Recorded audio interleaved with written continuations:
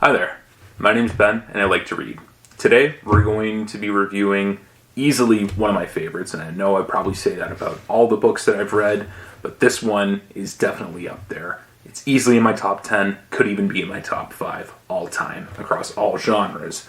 It is The Meditations by Marcus Aurelius as translated by Professor Gregory Hayes. Now, many of you have probably heard of this book.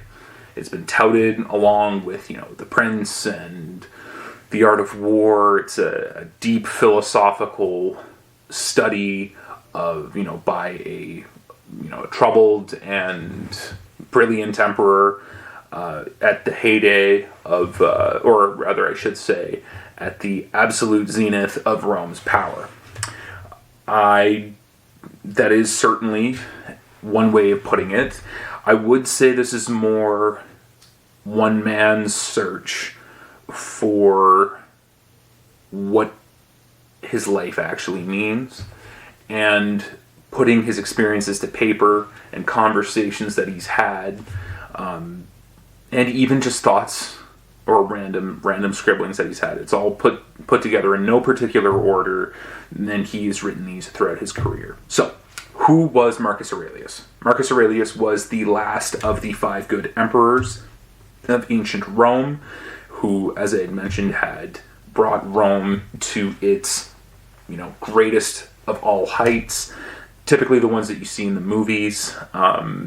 Again, if any of you have seen Gladiator with Russell Crowe, Richard Harris does a fantastic turn in about the first 20 minutes of the film as Marcus Aurelius. He has been, conceived of more as a philosopher, emperor, in part due to his meditations, when in fact he was actually more of a soldier than anything. He spent the vast majority of his reign fighting the Macromani in what is now modern-day Austria, waging 10-year campaigns against them. But again, it was during these campaigns, it was during his time in Rome, his time with his family, speaking to his friends, that he did develop a profound interest in the philosophy of Stoicism. He did also provide us with his thoughts. And I think that Professor Hayes does a fantastic job of translating his thoughts from the original Latin into, of course, English. There are multiple books in this little handbook of meditations, 12 books in total. Now, all in all, with the notes, with the chronology, the introduction, which again, don't skimp out on because it does provide the necessary context, this is less than 200 pages. And what's great about this book is that I would not so much call it a, classical antiquity chicken soup for the soul. I would call it really one of the first, probably the first, and probably the greatest collections of random thoughts that we've, ever compiled from a person. If this book teaches you anything, it should be that if you have a thought, put it to paper. Because, again, who knows who's going to read it? Who knows who's going to have value? Who's going to derive value from it, I should say. What I like about this book is that you can literally open it at any sense, at any page, and there will be something there. There will be something that you can just read, even if it's just a paragraph. You can digest it, think about it, you can really, reflect on it, and then you can close the book, go about your day, and you can take that lesson that you've learned with you, that small little meditation. I know meditation has become somewhat popular these days, and I think that this book can really help make reading more of a meditation.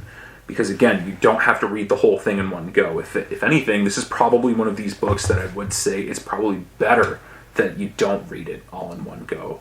Because just these little snippets of philosophy, or these little dialogues that he has with his friends, or this letter that he might have written to someone, it's more than enough to keep you occupied. It's more than enough for you to consider, okay, what does this mean? It's something that you can bring up around the dinner table, or you can discuss it if you, of course, you don't mind looking a little bit pretentious while you do it. I think that It's an inspiring piece of literature. I think that everyone should read it. This is definitely one of these ones that I will have to recommend to just about anybody.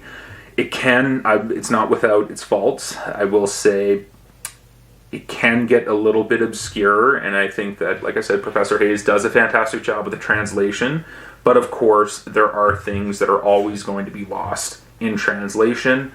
I think that as well, just given the way that Latin translates into English, there does leave a lot to be desired with regards to expression. I also think that just the way that things are said once they're translated from Latin into English can lead people to really take different connotations to the actual passage, which, you know, if anything, isn't necessarily a bad thing. It's actually more often than not a good thing, because it fosters and spawns good debate.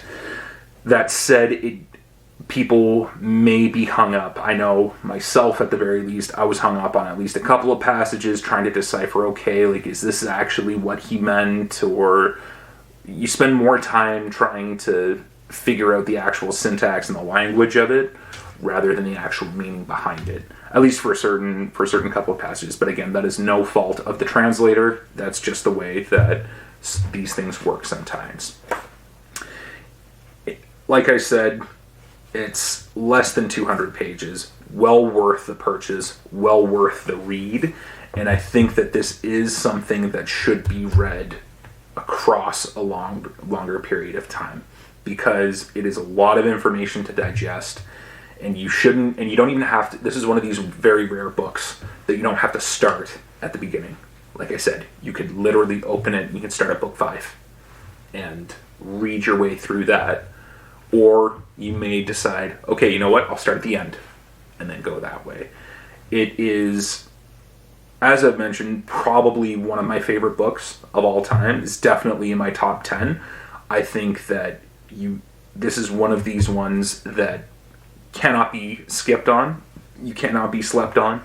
It cannot be missed in any way, shape, or form. This is a must read, and I think this is the first time that we're actually reviewing something that is a quote-unquote must-read. Doesn't matter if you're into historical fiction, doesn't matter if you're into non-fiction, doesn't matter if you're into poetry, doesn't matter if you're into whatever the hell it is you're into.